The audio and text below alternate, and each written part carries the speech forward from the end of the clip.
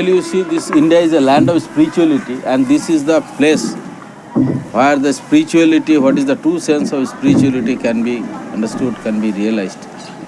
So what is spirituality? We should have some first idea about the spirituality. People talk about spirituality, but at the true sense of spirituality, what is that? That is an inner world. Besides this thing, what we see, what we feel outside, there is an inner world inside all human beings, and that is kept hidden. There is a treasure of love, knowledge, whatever we say. That is called Atma, Brahma, or whatever God, whatever we call him. It makes no difference. But main thing is that people do not believe it, that the treasury is kept inside everybody, all.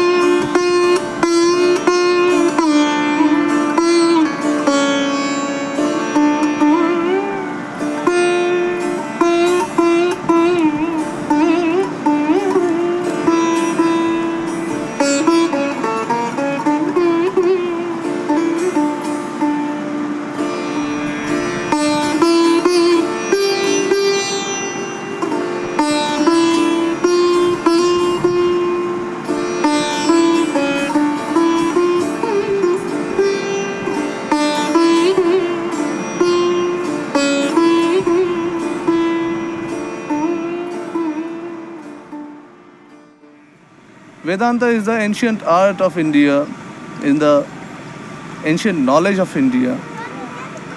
The knowledge which tells us to look inside us, to know what we are, to know where from we are coming, and to know where we are going after death.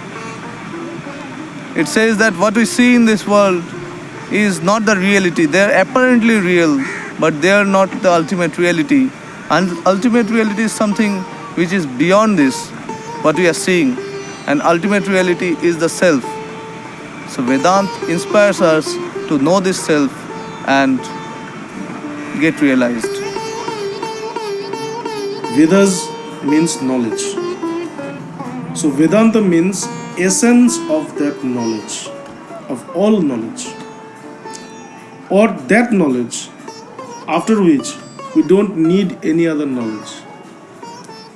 This is the knowledge of the self, or the soul, or truth. There are three parts of Vedanta, or you can say that Vedanta is divided into three parts. One is the duality. Duality means in this part of Vedanta, it says that God and man is separated. They are two separate entities. Okay, like God is the sun and I am here. I can see God, I can worship Him, but I cannot mix with Him. We always have a separation. So this is the first step of this, our journey towards truth, this duality. Then it comes qualified non-duality. Qualified non-duality says that God and human being, or us, or the creatures, or this world is not separate, is not completely separate, but this world is a part of that supreme truth. The supreme truth is there, and God and this world is nothing but a part of this supreme truth. Okay, so this is qualified non-duality. And last of all, this non-dual comes. This non-duality comes when it says that God and this world is the same, is one. There's only one entity. There's no two entity. The difference or the variation is seen only because of ignorance.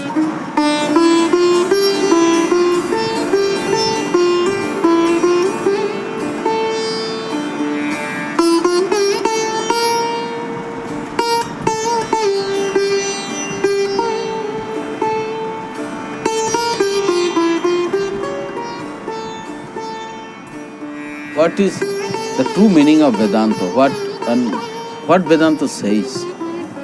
That is to know the real identity of human being. If he who knows the real identity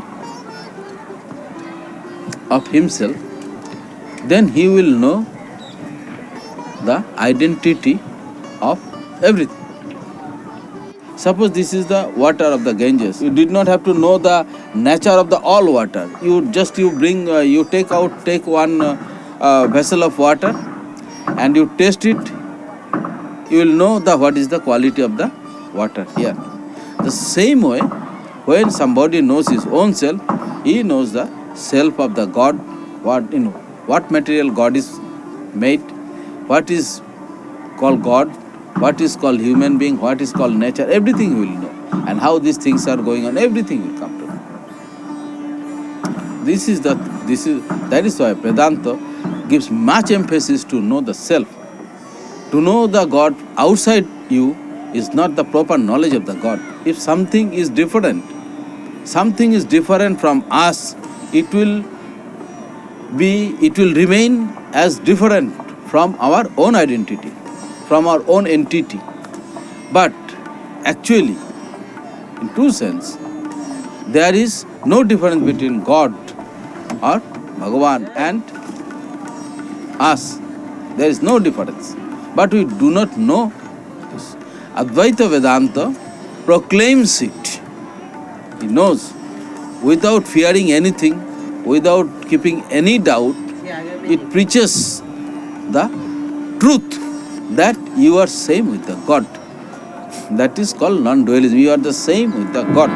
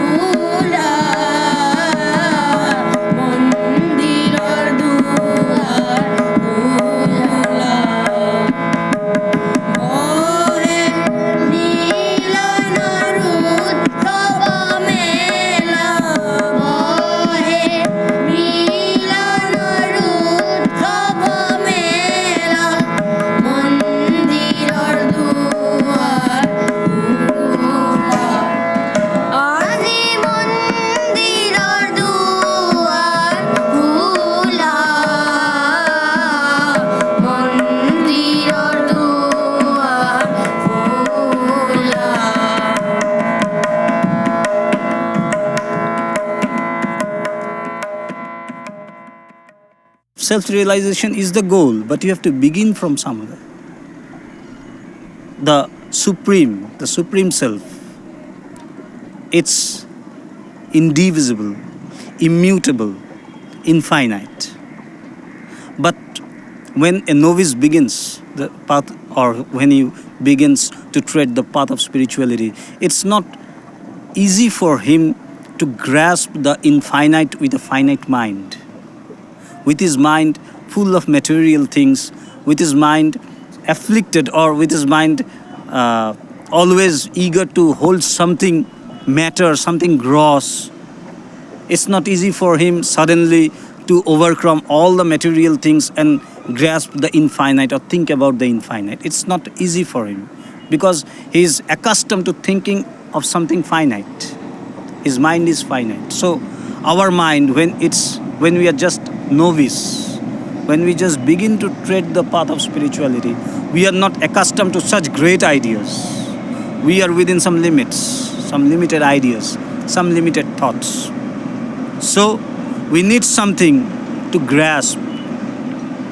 So there we need something to grasp, a deity or an idol or a photo. It is to concentrate, but not to stick there.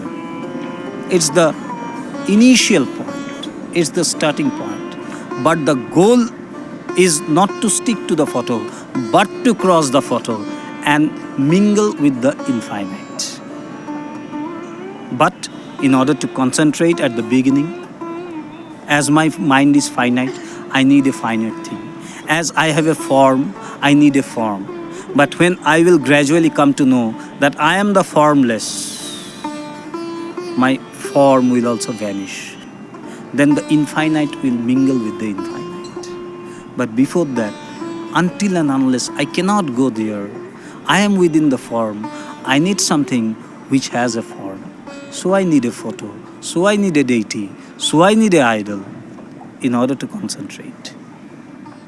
Swami Vivekananda said that each soul is potentially divine, and the goal is to manifest this divinity within. This is the essence of Vedanta. Vedanta says that we are all divine, potentially.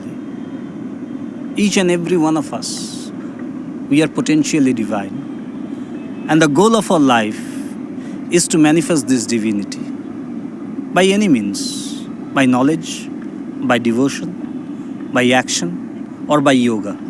These are the four normal paths or the natural paths which have been practiced, especially in the Hindu tradition, Hindu religion. Following this or practicing these four paths, one realizes the self when one practices seriously. There is Jnana Yoga, which is the way of the knowledge. There is this Bhakti Yoga, which is the way of the devotion. And there is this Karma Yoga, which is the way of selfless service. And there is Raj Yoga, which is the way of meditation. In Bhakti Yoga, there is two things. One is the devotee and his God. God and devotee are both separated. And the mean of Bhakti Yoga is love. The devotee, through his devotion, through his love, he tries to get God. He tries to have the vision of God, and ultimately he tries to get mingled with his God. That's what is bhakti, the way of devotion, the path of devotion. Jnana is the path of knowledge, the path of where through knowledge, where through intellectually, where we are just always negating, the path of negating. When you are negating whether I am this body, we are asking this question, who I am. When we are asking this question, who I am, so I gave a particular answer that I am such and such, I am Bhakti Chaitanya. But was I born with this name Bhakti Chaitanya as a tag? I was never born with that. So Jnana is the path through which you attain this consciousness, you get settled in this consciousness, which is called Sthita Pragya. But the most interesting thing is, finally at the summit, if you go deeper and deeper into the Bhakti Yoga, when you become a real Bhakta, when you become a real devotee, then you are also the perfect Jnani. And one who is a perfect Jnani, he is also a perfect yogi. He is also a perfect Bhakta. So Bhakti and Jnana and all the other paths ultimately leads you to the same source, to the same place.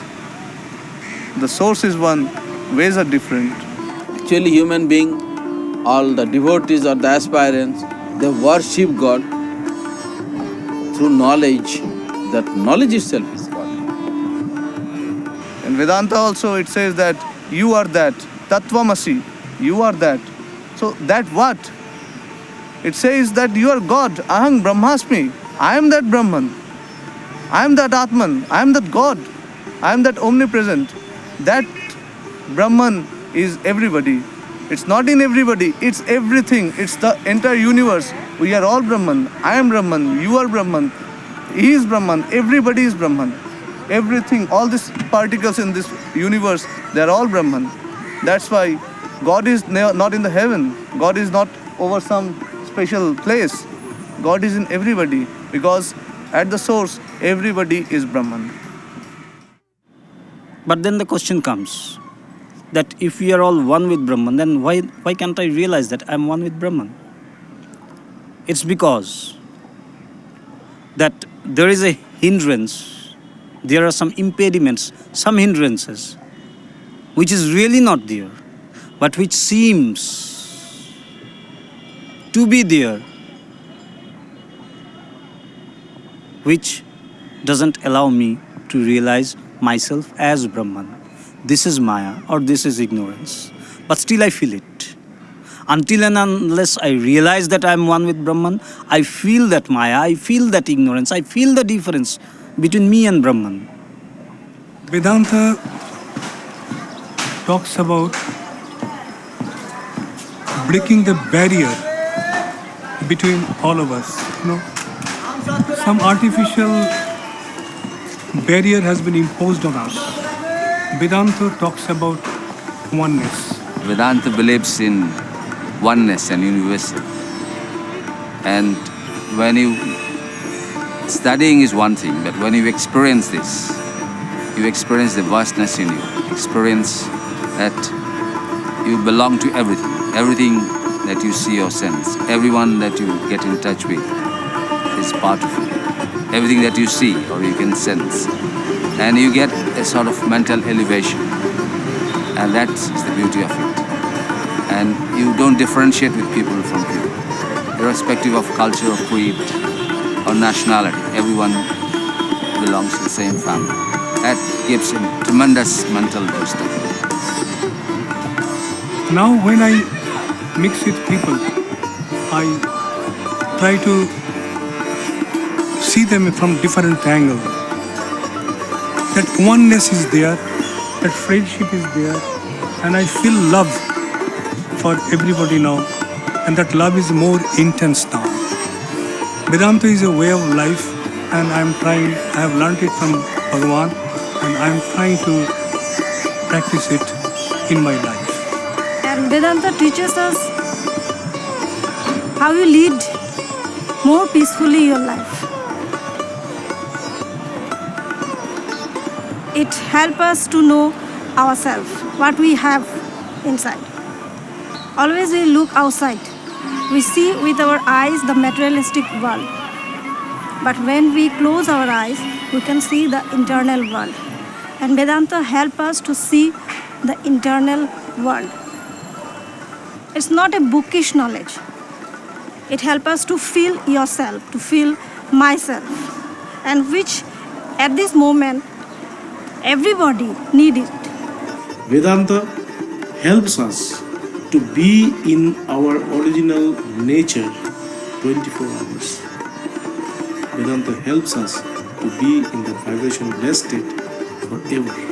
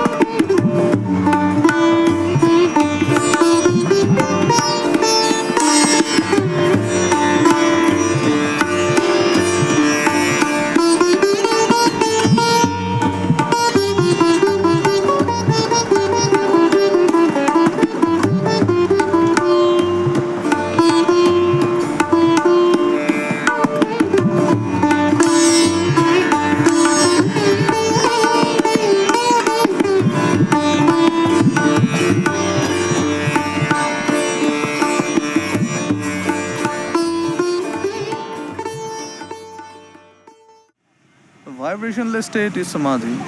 When you don't have vibrations, where is the vibrations coming from? Who is getting vibrated? It's the mind which is getting vibrated. It's the mind in which there is the vibration. In consciousness, in your real state, in your real self, there is no vibration. That is ever vibrationless. But it's the illusion, this illusionary thing of the mind. You never know where the mind is. Medical science cannot explain where the mind is, whether it's in the body or where it is. But still it is there. We cannot even ignore it, that the mind is not there. The mind is always getting vibrated. The mind is creating problems. And the vibration-less state is beyond mind, where the mind ceases to exist. With spiritual practices, when you can control the vibrations of the mind, and ultimately you can just mingle the mind in the ocean of consciousness, and the realization of that is samadhi. Samadhi is a state where all the impediments, all the hindrances between me and Brahman are removed, and I become one with Brahman. I realize the self. It's a state which comes after hearing from the Guru about Vedanta, about the self. Then this is known as Shravan. You hear it. It's known as Shravan. Then comes Manan, that is analysis. After you hear to your Guru with apt attention, with full concentration, you go on reasoning what you have heard. Because there are many things which comes in contradiction to your day-to-day knowledge, day-to-day experiences. So there are some clashes within you, there are some contradictions within you, so there are some doubts which comes into you, which creeps into your mind. Then you put forward your doubts to your Guru. He then removes your doubts, and this goes on. New doubts creep up, and you then again put forward with all your reverence, with all your respect at the feet of your Guru. And then gradually we come to a point where a concrete idea comes in us that yes, I am that Brahman, the formless, the immutable, the indivisible, and the eternal, immortal Brahman. I am that. There is a concrete idea which comes into you and which flows in you spontaneously after this apt reasoning.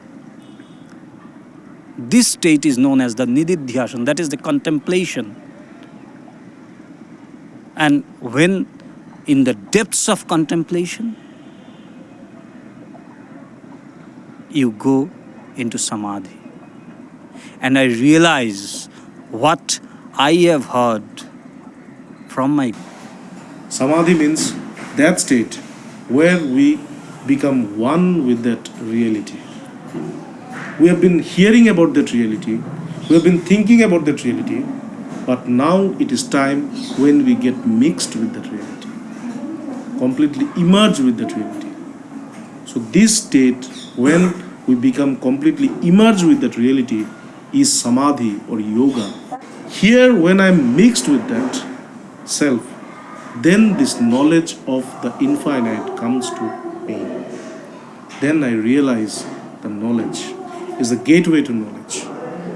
Samadhi is actually, you see, in every system of Indian philosophy, whether it is non-dualistic or dualistic, to realize the reality, concentration is a must. But all of a sudden one cannot start concentrating. There is a process. So if one goes on practicing, following the process, peacefully, with full faith for a long time, without any interruption, then he is able to concentrate really.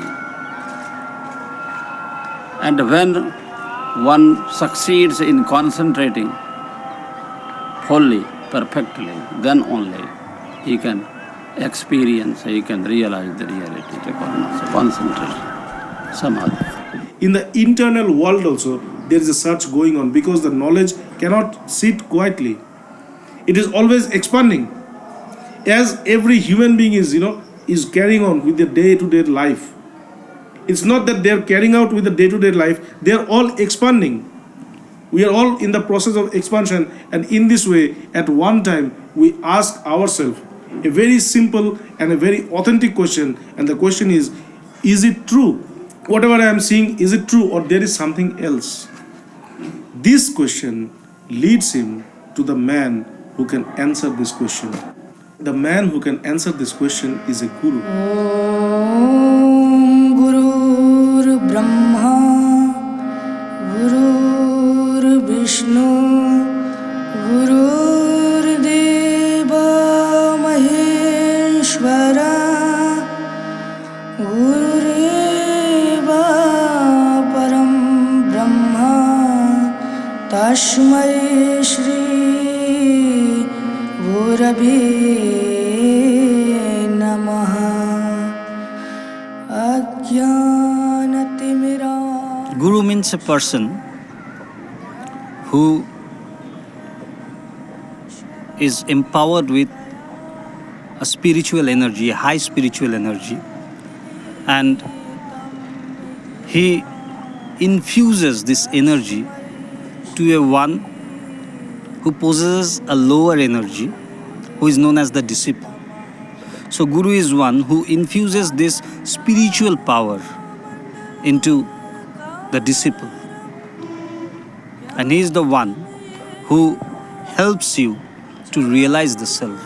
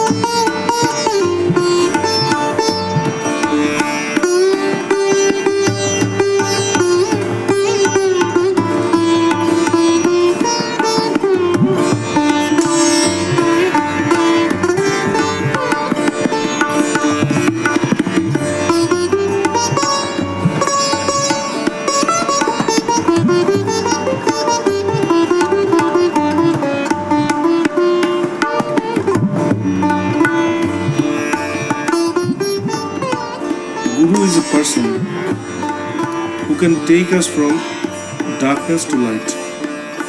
Darkness here means ignorance, not recognizing myself or not recognizing the truth. Because we don't recognize the truth, that is why we are in illusion. And because we are in illusion or in falsehood, so we are subjected to birth and death. This life that we see, it's going to culminate into death at one time. Nobody can avert it. There's no way that we can go out of it. But there's only one person who can take us from this illusion to the truth, and he is called a guru. So what does it teach? And what is the illusion? The illusion is recognizing our body as ourself. So we say that this body is me, or the intellect, or the ego. Always this makes an impression of I everywhere. So whenever we talk about ourselves, we recognize this body or the mind or the intellect or the ego as ourself. But this is not ourself. It is just a reflection of the true self. The true self or the real nature of mankind or the supreme truth is always beyond whatever is seen or perceived through the mind or the intellect. It says the world that I am seeing is not true in that sense that it is not like this that I see. It is different. And to show the reality, we have to come to a person who not only knows the reality, who not only knows the supreme truth, who not only have realized this supreme truth, but he is always established in that supreme truth. Without guru or without master, this practice of spirituality becomes in vain. It remains in vain because he doesn't find the path first, find the way. That is why this master in the spiritual world it is required. Once you've realized the self, once you have realized that absolute knowledge, that knowledge guides you. And this ultimately is seen to be the true guru. You ask the knowledge and the answer just comes up. Once you realize the self, the end point, what are we realizing? It's the origin of the mind.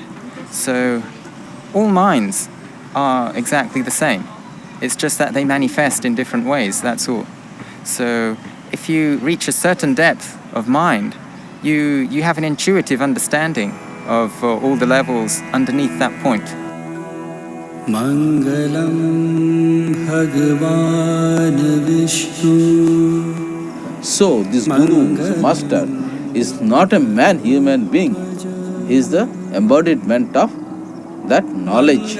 So he is not in the form. He is always formless. He is always formless. He helps in the form. Last of all, we will see that Guru is not in outside.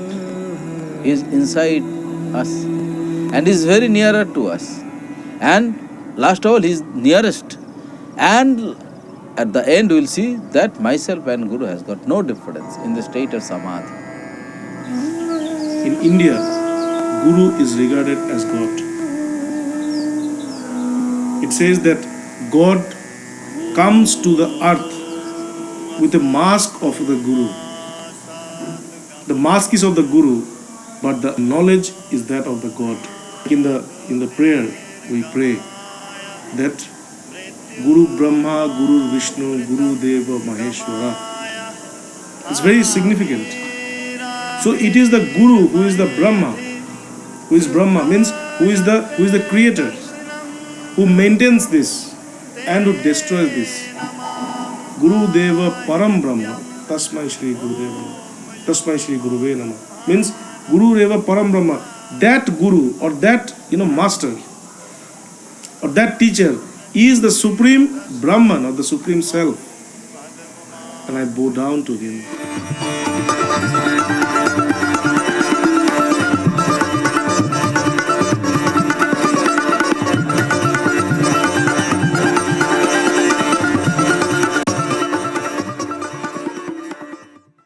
Spirituality means to know thyself, to know yourself first. If you know yourself first, then you know everything. The difference between us, color and kids and country, it is due to our ignorance.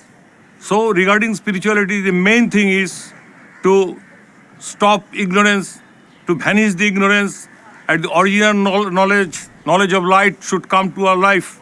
And then it is our duty to spread the light to the whole universe, as because universe is ourself, it is mine. It is not only anybody's property, it is the property of all. So everybody should live here, work here, laugh here, without any fear. Fear is everywhere.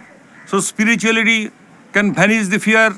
So practice yourself, and the only practice that is you know yourself first. Then that is the only spirituality by which you can banish all the egos, you can banish all the sufferings of the world, and it is true.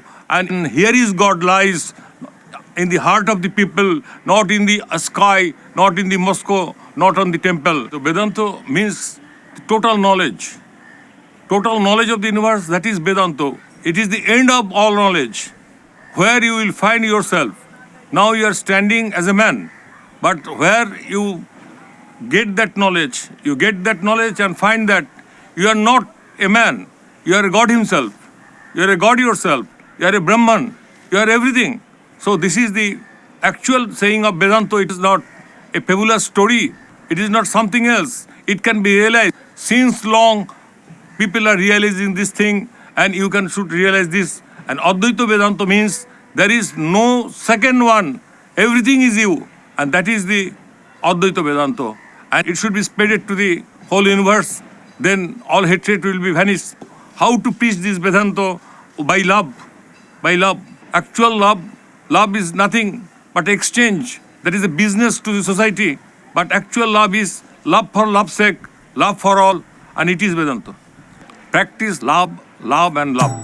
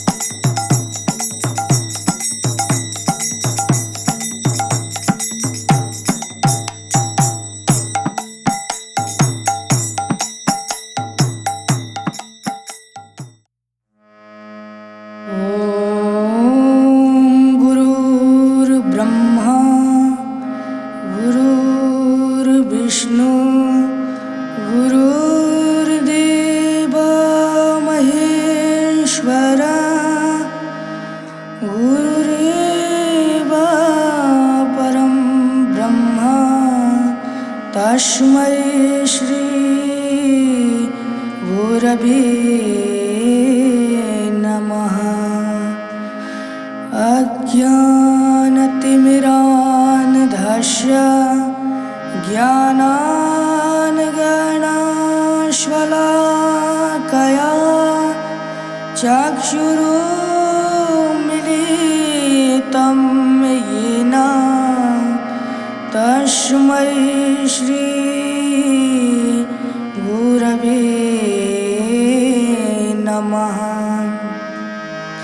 अखण्डमण्डलाकारं व्याप्तं येन चराचरं